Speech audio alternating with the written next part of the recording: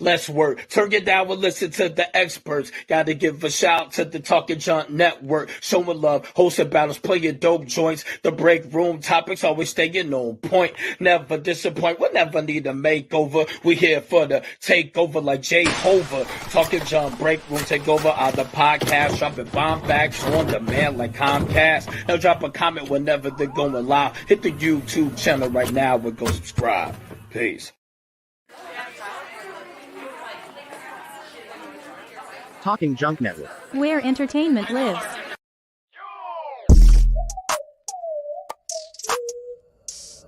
Welcome to Talking Junk. I'm your host, Jason Melendez. Live now every week. Talking Junk. A multitude of professionals in different aspects, different walks of life. You have to come on and talk junk like a normal person.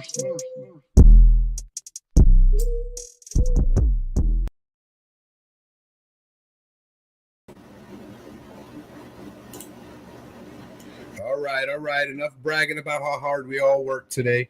We know what you're here for. You want to relax. You want to soak in some entertainment, some knowledge, right? That's why we've always got the best guests in town for you every Tuesday night. Sit back, relax, and welcome to the Talking Junk podcast. I am your host here as always, and tonight's guest is, some may consider him a legend in the comedy game. He has written for multiple shows, including Howard Stern, and some of you guys may know him from most of those roasts on Comedy Central. The man wrote half of them. Without further ado, let's just bring on the man himself, Neil Berliner. How you doing tonight, Neil? Hey, Jason, how you doing? I don't know about half of them. I wrote a few of them, but you got some dope intro on your podcast. Thank you. I appreciate that. And I'm sorry, you broke up a little bit. How many did you say you wrote? Well, I wrote for 2 on Comedy Central, the William Shatner roast and the Flavor Flav roast, and 4 on the Howard Stern show, including the Andy Dick roast and the Artie Lang roast and Gary Dell'Abate roast, a couple of others. And I've written for the Friars Club for the Pat Cooper roast. He's an old comedian. And also the Matt Lauer roast. Pretty big event. That's pretty cool. Right. So about a dozen celebrity roasts, huh? Yeah, I would say so. Mario Batali, Anthony Bourdain, few others. Even the Iron Sheik roast, the wrestler Iron Sheik. Love the Iron Sheik. That man really hates Hulk Hogan. Oh yeah. When did you get your? Oh, we lost the audio. Started in comedy. Well, 2000 started out, and my first break was with the Howard Stern show. I was writing for an old lady in New York, an old white woman who was doing rap, and she went by the name of Fruity Nutcake Rapping Granny, and she wound up doing, I think, a dozen or 15 or so appearances on the Stern show. And I wrote a lot of her stuff. I got to meet everybody on the show and hang out, and hung out with Artie Lang, and then that led to doing some stuff for him. And one thing leads to another. So I've been pretty lucky.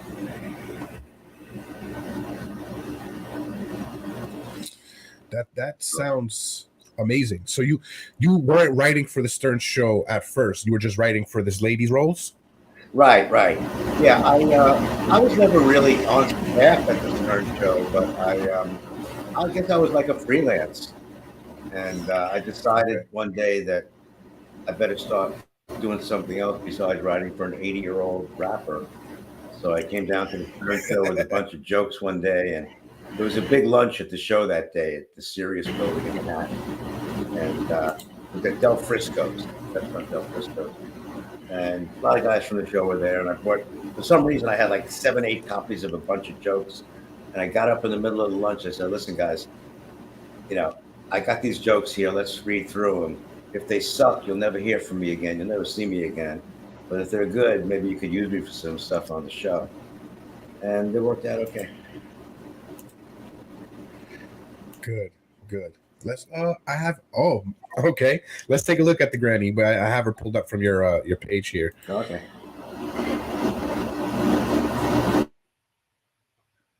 Let's see.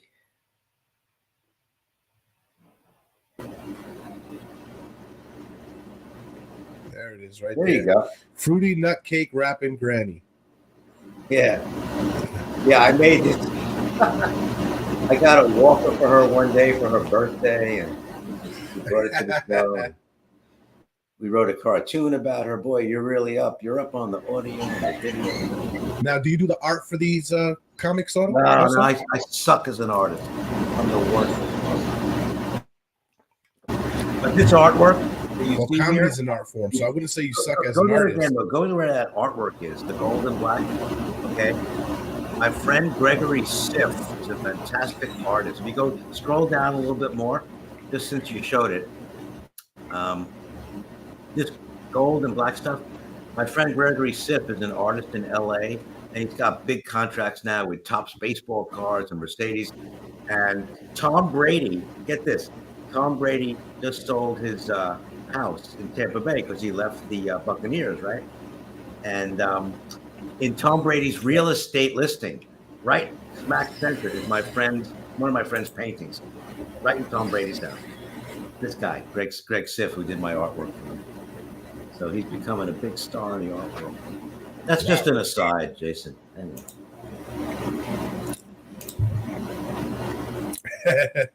No, that was some great artwork there. But that fruity nut cake wrapping granny. Now I would I would guess that she's not with us today.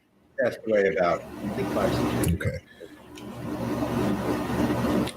Now, how did you get your licks in Comedy Central? How'd you end up there? Well, Artie brought me to the Shatner roast, and I wrote stuff for him for that roast.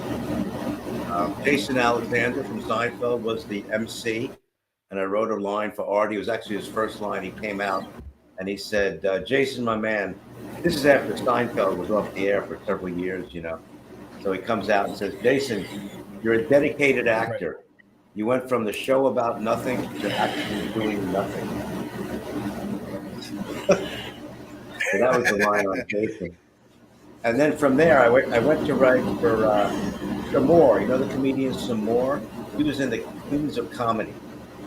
Yeah. And she was going to write for Flavor Flav. She was going to be on the Flavor Flav roast. He had never done a roast before. She's down here in Florida, too. So I contacted her, and I wound up writing some stuff for her. You know, the Flavor Flav roast, they had a lot of gangster rappers there. So I wrote a line for her. The line was, there's so many gangster rappers backstage with their weapons. This is the first entertainment event where security has to protect the audience from the performers. That's a big thing because Samora, she's funny. To be an original queen of comedy and you're writing for her. She's fantastic. Samora's a genius. She's fantastic. She is. Yeah. She is. So after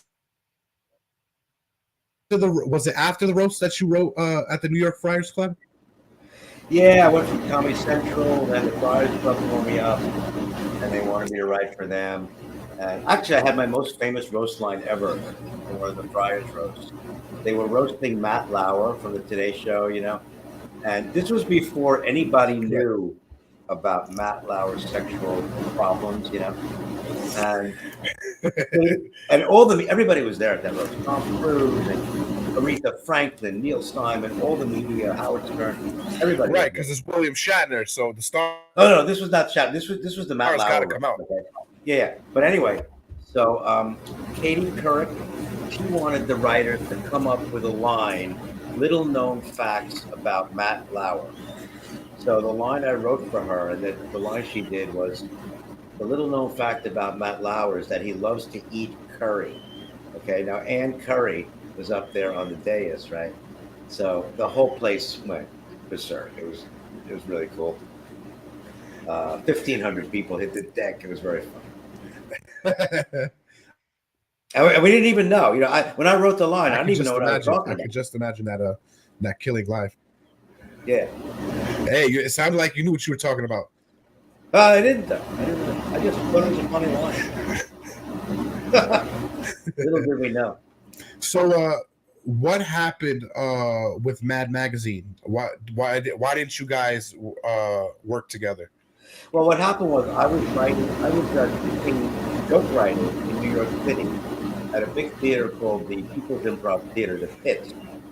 See, in New York, in Manhattan, there are two improv places: UCB, which was Upright Citizens Brigade, and the Pit, People's Improv Theater. So I was teaching the joke writing course for 3 years over there, and one of my students asked me to come to Mad Magazine because Mad Magazine wanted some new blood. So I went to the headquarters in Manhattan. It's on Madison Avenue. They purposely put it on MAD, Madison Avenue. That's where their office was, and it was really cool. You see all the memorabilia up there and all the mad stuff, and they had like this big conference room, but in the corner was this tremendous statue of Alfred E. Newman, with like a pigeon on his head, So it was like, a corporate setting, but, Alfred E. Newman there, right? So it was me and a bunch of new guys that had, Mad had recruited. And they gave us all these stipulations, rules about how to write for Mad and everything. It was very tough to get stuff into Mad Magazine. I think of all the comedy. Do you remember some of those rules? Yeah, I remember. Actually, yeah, they said, like, you can't write anything about Alfred E. Newman, That was one. That was like the biggest rule. You couldn't, Mad Magazine had a certain number of pages, so it was very limited. They had certain things that were already set. Like they would have their comics and have, spy versus spy, Right. Just different categories of things. So it was very tough to get any space in Mad Magazine. So I was frantic. I really wanted to become a member of Mad. They call it the usual gang of idiots who write for Mad. And I really wanted to join that group, So I kept sending them shit. And a lot of it was garbage. I would send them just anything I could think of. And a lot of it was junk. But finally, I got some things in there. And I'll never forget when I got the email saying that, you're now a member of the usual gang of idiots. I was in a parking lot. Publix, you're in Florida, right? This shopping center. Right, I mean, these supermarket. So I'm in the Publix parking lot, and I get this email. I'm in Mad Magazine. I'm going, yeah, Mad Magazine. Two kids were like walking by me. They go, what's this guy crazy? What's he doing? And they probably don't even know what the hell Mad Magazine is. Well, you know what? I explained to them, and they kind of sort of knew what it was. Mad Magazine, wasn't what it used No, to not be. like what we know. We remember Mad Magazine from and it used to be a show too. It was amazing. That's right. Well, Artie Lang was on the first season of the Mad. He was a member of that troupe. Wow. First season. Yeah. It was an amazing show. Hindsight being 2020, do you wish you would have started a little earlier so you could have been on the show? Well, I have another career. I don't know if you know about this, but I'm also a doctor. I'm a medical doctor. Oh, Yeah. So I became a doctor. I did not know that. Yeah, I'm a psychiatrist actually. So, I went to med school first. Holy shit. Yeah, I always knew I was going to wind up in comedy somehow. But I had no idea whatsoever that I would wind up having any credits that anybody would recognize. And now just you being a psychiatrist and ended up being a comedian, there's a joke in there somewhere. Exactly. Yeah, it's pretty weird. So what made you quit your day job? I didn't quit. I still do a little psychiatry on the side, What I say on my website that I'm a psychiatrist from Monday to Wednesday, 9 a.m. to 11:15 a.m. Then I quit, then I do my real stuff. But it's helped. Okay. It's helped, because people ask me like, what's the link between practicing medicine and doing comedy? And the bottom line is, in both things, you have to really convince people. You show them a new way about something. You show them a new way of looking at something. Like in comedy, you take a, life situation and you twist it around a little bit. You show them a new way of looking at it. And in medicine, you have to show people, you have to convince people, for instance, like if you want them to take a medicine, you have to tell them why. You have to convince them. So you're really showing people a new way of looking at things. And particularly in psychiatry, when you're doing psychotherapy, you have to show people a way to look at a situation in a new way. So I think that's the similarity, between practicing psychiatry and writing comedy. Right. Right. I can see that. But they also say laughter's the best medicine. Well, yeah. Well, when you laugh, you increase the levels of dopamine and serotonin in your brain, and they make you feel good. When Right. people do cocaine or laugh or drink or have sex, dopamine goes all the way up. So It sure does. because that's why they say laughter is good medicine. It really is good chemistry to laugh. It's good brain chemistry to laugh. Right. Well, you know what's good brain chemistry also? A word from our sponsors. Yeah.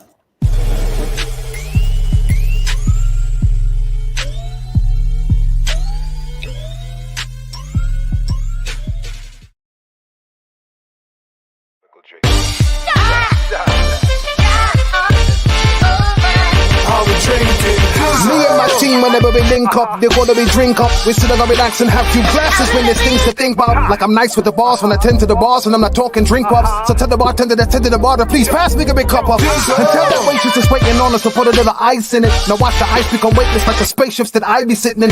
No wait and listen, no, they're waiting for that tropical twist that'll tickle your taste buds. Now taste some. Yo, I insist it's the drizzle.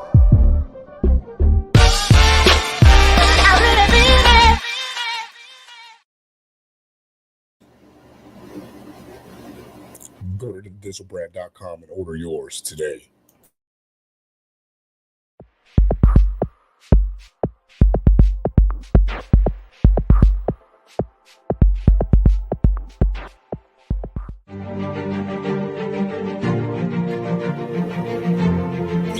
You are hereby guilty.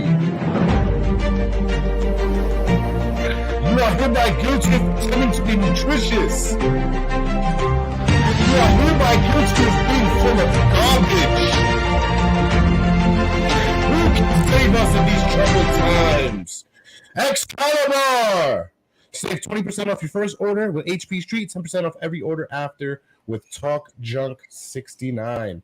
Welcome back. If you're just joining us, we have Neil Berliner here. He is a legend in his own right. He's written for numerous roasts between the Howard Stern Show and Comedy Central and the Friars Club. And who would have thought he is a psychiatrist by trade? Now, was it kind of a easy transition into comedy? Was it something that you knew in your heart was your true calling? Because I know you said you knew you would end up in comedy sometime, so at some point in your life, but was it something you felt you needed to pursue, like it was in your soul? Yes, absolutely. It was interesting to become a psychiatrist, but I knew that my passion was comedy.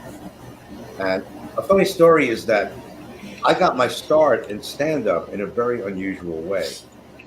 I used to do promotional talks for pharmaceutical companies, to other doctors, like dinner talks, and like a dinner conference. Yeah, exactly.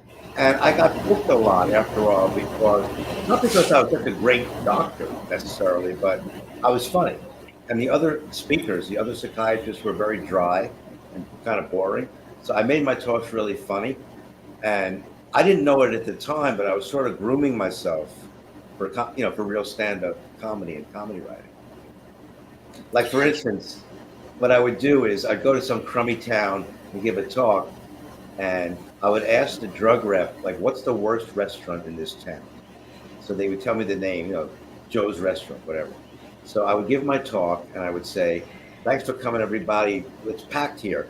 And I used to think that people would come to my talks because I was such a good speaker. But last night I spoke at Joe's Restaurant, and none of you were here, but tonight you're all here at the good restaurant. So I would do like crowd work without even knowing it. I was sort of literally grooming myself to do real comedy. When it was time to write your first set, was it easy or did it take a little while? Was it a challenge for you? Well, a funny story is how I did my first night of real comedy. I was working at a clinic in Manhattan, and the New York Comedy Club was across the street. So I decided, and Artie Lang had told me, you got to get up there once in a while. You can't just write. You got to get up there and feel what it's like for a crowd to react to your stuff. So I decided one day to spur of the moment, I'm going to go into the New York Comedy Club, convince the guy running it that I should get up there because I have all these writing credits, you know. So I walked in, and this guy, Buddy Flip, well-known comedian in New York, was there, and I somehow convinced him to give me 5 minutes. The only problem was I didn't have any material. So what I did was I did old roast lines from famous roast. And I got up there. It was like a Tuesday night. I think 10 people in the audience. And I started saying things like, from this roast, I did this line. I would do the line. People would look at me like I'm nuts because, it wasn't the roast that they were at. They were at a comedy club. They expected some material, So I bombed terribly. And then I said, screw this. What I'm going to do now, the same night, I went across town in Manhattan to the Gotham Comedy Club. And I convinced another guy running that show to put me up. And I did the same stupid thing. And I bombed again. So then after that, I realized, asshole, you have to have some real material. Right. Now, when was your first real material show? Was it shortly after?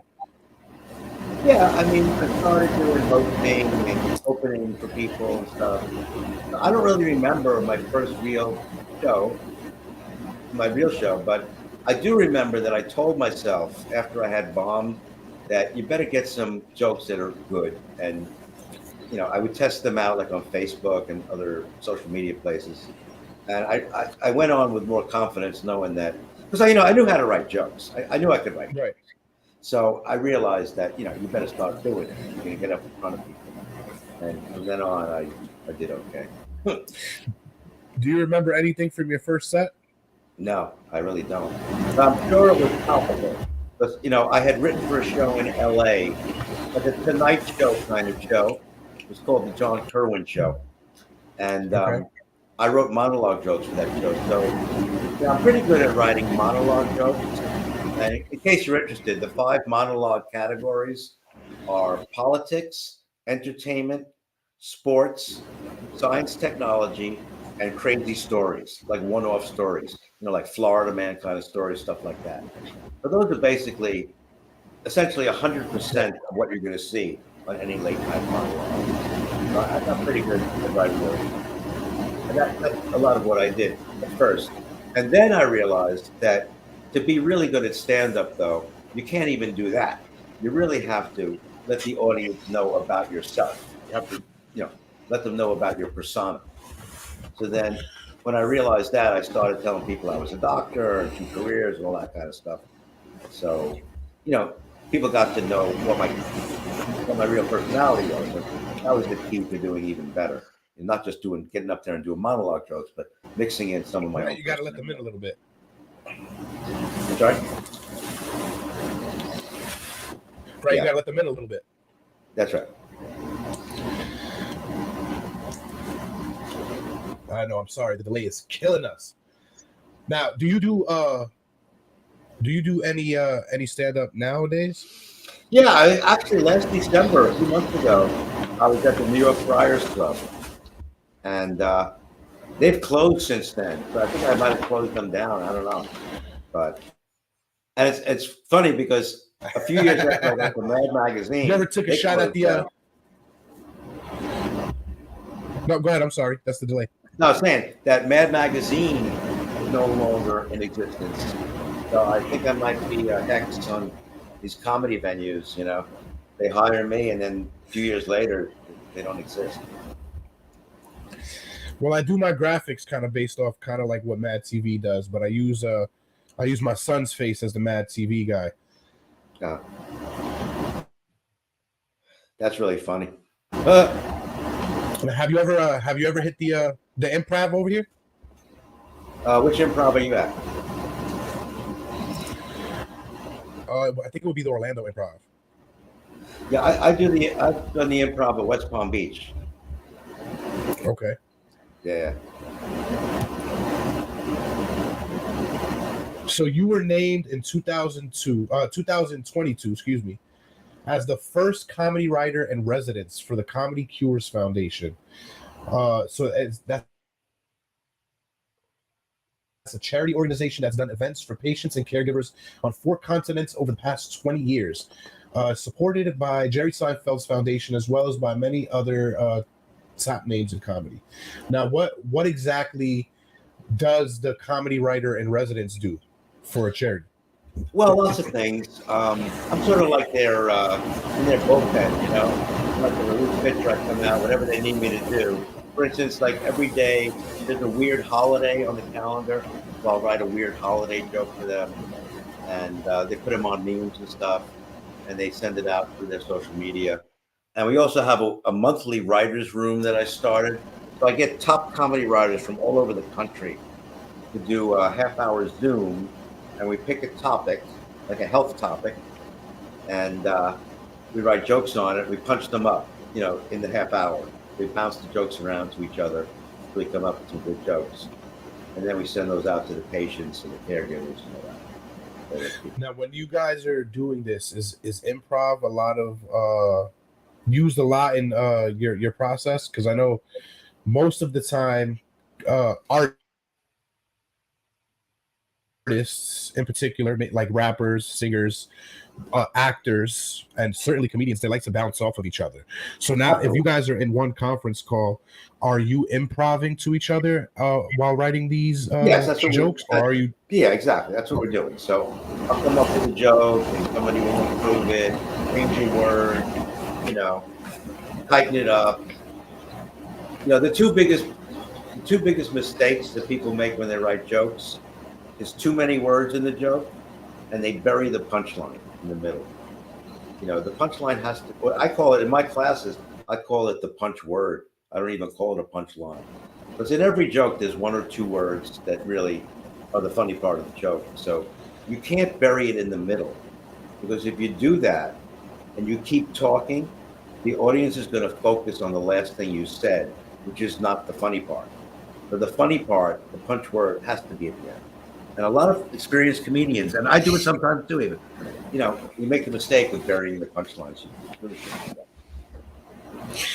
Now, when did you think to yourself, you know, I'm a psychiatrist, so I got the career down. I've lived my dream. I'm a accomplished writer and comedian. I'm gonna write a joke book. Okay, here's what happened. Big story. A friend of mine, New York comedian and entertainment lawyer, by the way, his name is Joey Novik.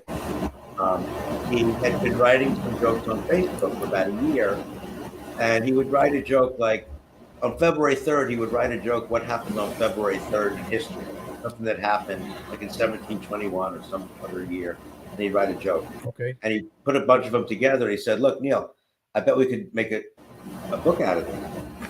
So I said, yeah, let's go through recorded time, every date from January 1st to December 31st, and pick something in history, and then write like a modern day joke about it.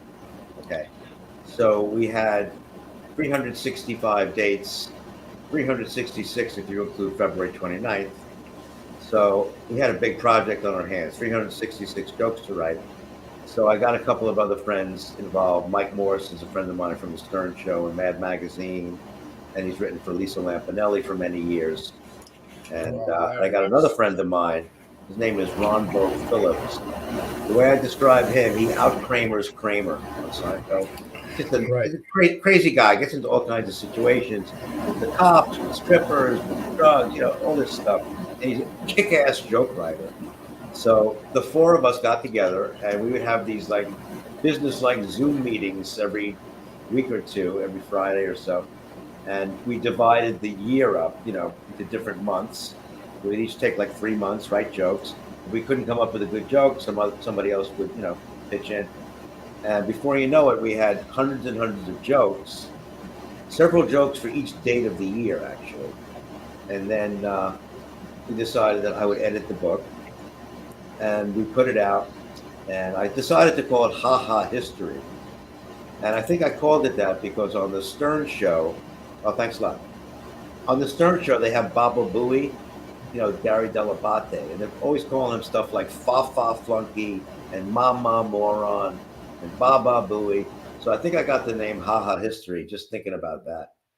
So the joke went on to Amazon end of January. So I looked on Amazon just to see if it was up there, and it turned out it was the #1 new joke book on Amazon. I couldn't believe it. I mean, how could it not be? That is a great, catchy title for it. Yeah, I appreciate it. The mistake we made history. You're gonna. It's funny. I'm sorry. Go ahead. Yeah, but the thing is, the funny thing about it is we don't have the word joke in the title or on the cover. So it doesn't even say joke book on there, but somehow people found out about it, and it hit #1. And we have a real kicker, an ace in the hole. I got to tell you about this guy. His name is Jason Scoop. You got to look him up on YouTube. All you people should look up Jason Scoop. He's got almost 100 followers on TikTok. He is a tremendous comedian and impressionist. He won the Dana Carvey TV show called First Impressions. You know Dana Carvey from Saturday Night Live. I do. He had this contest. I've seen the show. The show is a good show. Jason Scoop won it. And now every day on TikTok and YouTube, he does the joke of the day in a different voice. And you will not believe the impressions this guy does. Bill Burr, Seinfeld, Cat Williams, every politician you know. Biden, Obama, Bush, Trump, everybody. And he even does from White Lotus. Have you seen White Lotus on HBO? I have not. Okay, you got to see this. It's a really, really funny show. Jennifer Coolidge is on there. Right, you're just talking about Stifler's mom. I'm sorry? You're talking about Stifler's mom. Everybody knows who Jennifer Coolidge is. Yeah, right. He even does Jennifer Coolidge. I mean, it's just unbelievable. You got to check out Jason Coolidge. But anyway, I think I've seen some of his stuff. I'm gonna go back and give it a look and make sure. I think it's the same person. So you mentioned classes. Are you still teaching comedy now? Well, yeah. What I do is I coach people.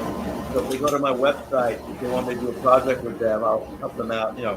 I'll either create material for them or punch up material that they already have. It's all about adding minutes to people's acts. So, somebody has 15 minutes, they want 20. So you can bump them up to 20 minutes. I add tags and different, jokes to their repertoire. So, I work with a lot of comedians.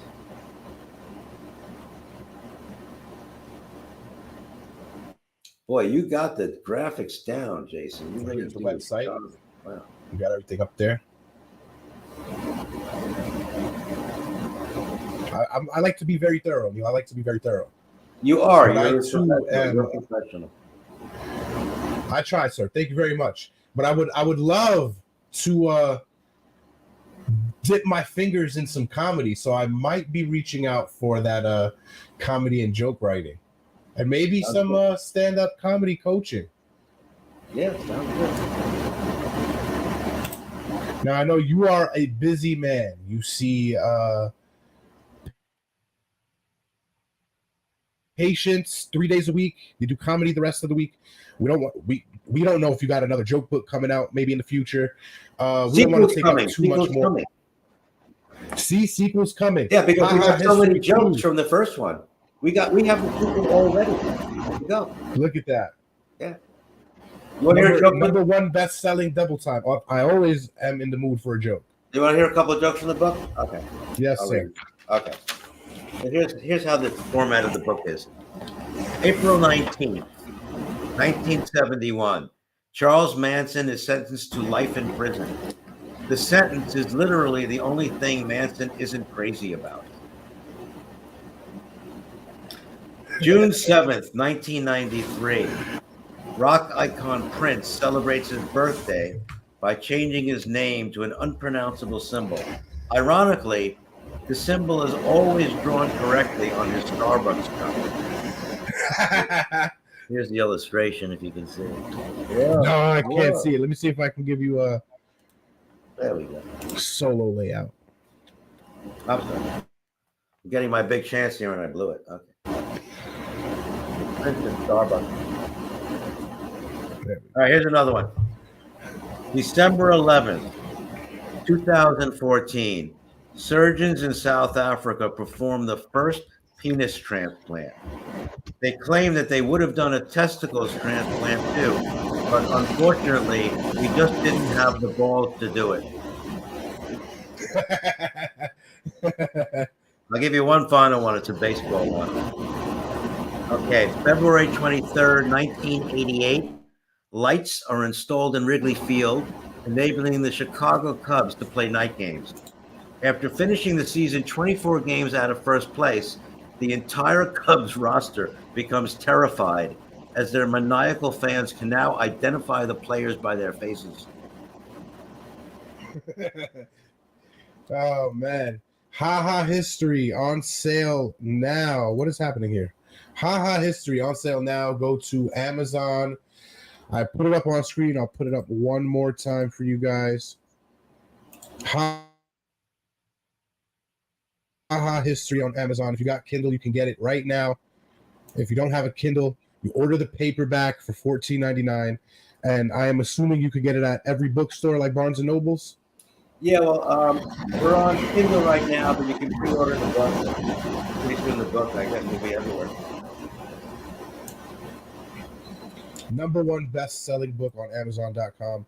Go and pick yours up today. Neil, thank you for coming on and gracing us with your comedic genius. Is there anything that you want to say to the audience before we let you get out of here? Yeah, I want to say that I've done a lot of podcasts recently because of this book, and yours is awesome. You got everything down, the graphics, everything. You really got it covered. Even the commercials, but I don't know if you saw the actual commercials. If you run multiple commercials, even your commercials were entertaining. You know that who's that rapper in that liquor commercial? He's fantastic. Who's that guy? You know? I have to find out exactly who he was from our sponsor, but I try. Thank you very much. That for coming from someone like you, that means a lot. Great. I try to up my production a little every time I do something. So thank you very much, and hopefully we can hook up in the future. Sounds good, Jason. Absolutely. Future, and you can really help me elevate my game. Absolutely. All right, Neil. I'll be right with you. Let me close this out again. Thank you for coming on. There we go. Like I said, a new professional for you every day.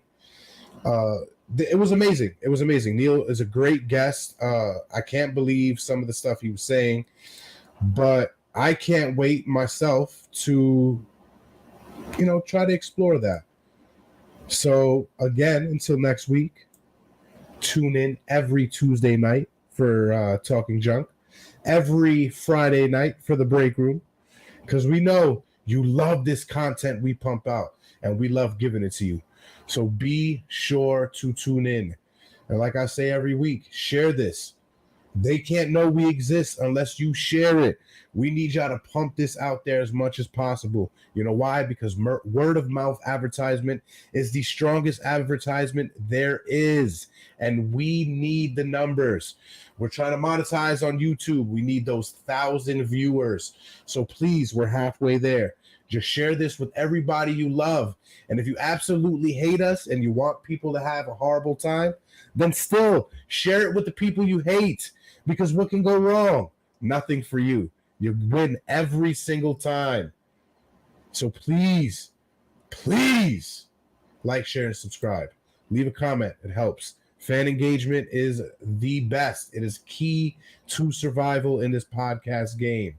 And whether or not we make it, we are not going anywhere. Stay tuned until next week. We love you.